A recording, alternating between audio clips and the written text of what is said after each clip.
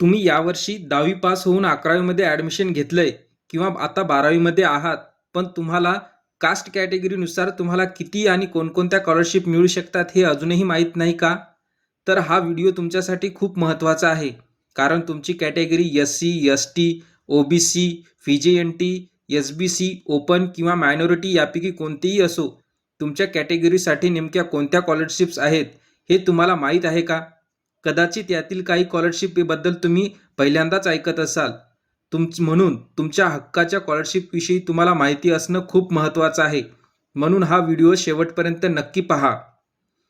पण आधी एक गोष्ट लक्षात ठेवा, फक्त कॅटेगरी असली म्हणून प्रत्येक स्कॉलरशिप मिळतेच असं नाही.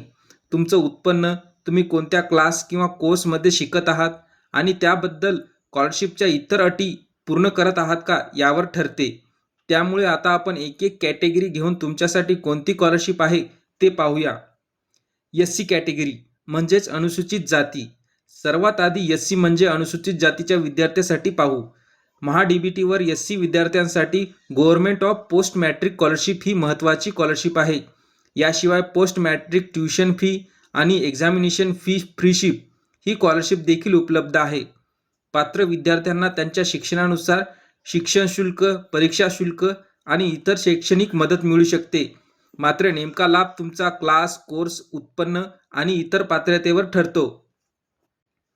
आता एस-टी अनुसूचित जमाती. आता एस-टी म्हणजेच अनुसूचित जमातीच्या विद्यार्थ्यांसाठी पाहू. एस-टी विद्यार्थ्यांसाठी post matric scholarship, tuition fee आणि एक्झामिनेशन फी फ्रीशिप अशा स्कॉलरशिप उपलब्ध आहेत. काही विद्यार्थ्यांसाठी व्होकेशनल एज्युकेशन फी रिइंबर्समेंट्स सारखी शैक्षणिक मदतही उपलब्ध आहे. म्हणजे तुमचा कोर्स कोणता आहे त्यानुसार तुमच्यासाठी उपलब्ध स्कॉलरशिप वेगळी असू शकते. ओबीसी इतर मागासवर्गीय. आता घेऊया ओबीसी म्हणजेच इतर मागासवर्गीय विद्यार्थ्यांकडे.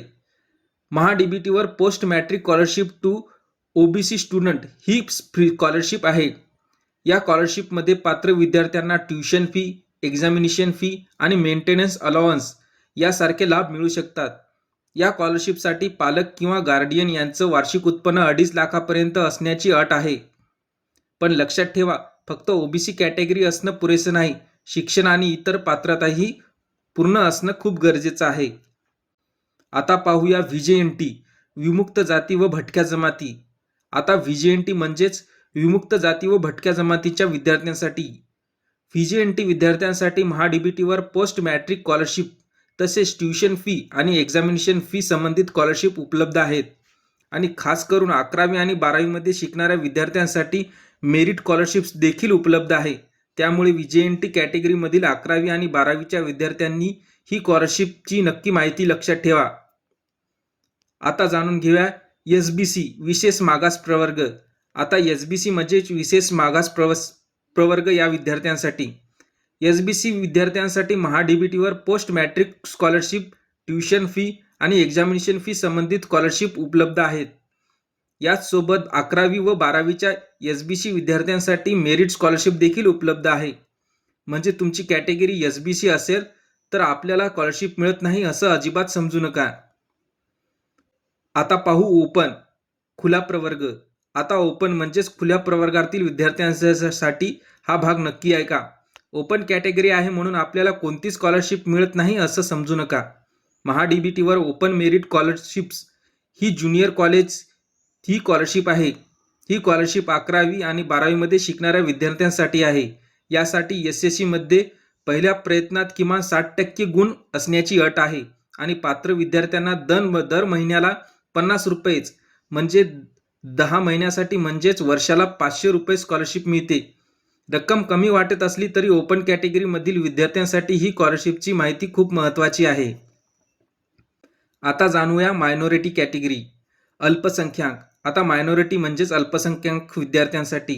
महा-डी-बी-टीवर मायनॉरिटी डिपार्टमेंट अंतर्गत वेगवेगळ्या स्कॉलरशिप उपलब्ध आहेत. या स्कॉलरशिपमध्ये कोर्स आणि शिक्षणाच्या स्तरानुसार पात्रता वेगवेगळी असू शकते. त्यामुळे मायनॉरिटी विद्यार्थ्यांनीही शिक्षणासाठी सरकारी स्कॉलरशिपची मदत उपलब्ध आहे. आता तुमच्या मनात प्रश्न आला असेल, माझ्या कॅटेगरीसाठी नेमकी कोणती स्कॉलरशिप आहे. तर यासाठी प्रत्येक स्कॉलरशिपचं नाव वेगवेगळं गुगलवर शोधत बसण्याची गरज नाही. महा DBTवर फाइंड इलिजिबल स्टेम्स हा पर्याय आहे. तिथे तुमची कॅटेगरी, तुमचं उत्पन्न, शिक्षण आणि इतर माहितीच्या आधारावर तुमच्यासाठी उपलब्ध स्कॉलरशिप्स पाहता येतात. त्यामुळे दुसऱ्या विद्यार्थ्याला कोणती स्कॉलरशिप मिळाली म्हणून ती स्कॉलरशिप आपल्यालाही मिळेल असं समजू नका. आणि स्कॉलरशिपचा अर्ज भरताना एक महत्त्वाची गोष्ट लक्षात ठेवा. फक्त कॅटेगरी पाहून स्कॉलरशिपसाठी अर्ज करू नका. तुमचं उत्पन्न, क्लास किंवा कोर्स, कागदपत्र आणि त्या स्कॉलरशिपच्या अटी तपासा. कारण पात्रता पूर्ण नसेल तर अर्ज केल्यानंतर स्कॉलरशिप मिळतेच असं नाही. आणि 2026-27 यासाठी महत्त्वाची गोष्ट, महा DBT 2.0 पोर्टलवरूनच अर्जाची प्रक्रिया करायची आहे. त्यामुळे जुना पोर्टलवर दाखवणारा एखादा व्हिडिओ पाहून गोंधळून जाऊ नका. अर्ज करताना अधिकृत महा DBT पोर्टलवरील सध्याची माहितीच पहा. तर तुमची category SC, ST, OBC, VJNT, SBC, open किंवा मायनॉरिटी अल्पसंख्याक कोणतीही असो, तुमच्या शिक्षणासाठी कोणती स्कॉलरशिप आहे याची माहिती असणं खूप महत्त्वाचं आहे. तुमच्या हक्काच्या स्कॉलरशिपविषयी तुम्हाला माहिती असणं खूप महत्त्वाचं आहे. म्हणून हा व्हिडिओ शेवटपर्यंत पाहिल्याबद्दल धन्यवाद. तुमच्या घरात 10वी किंवा 12वीमध्ये शिकणारा विद्यार्थी असेल तर हा व्हिडिओ त्याच्यापर्यंत नक्की शेअर करा.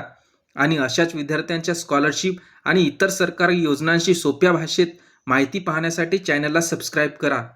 पुन्हा भेटूया पुढील व्हिडिओमध्ये. धन्यवाद.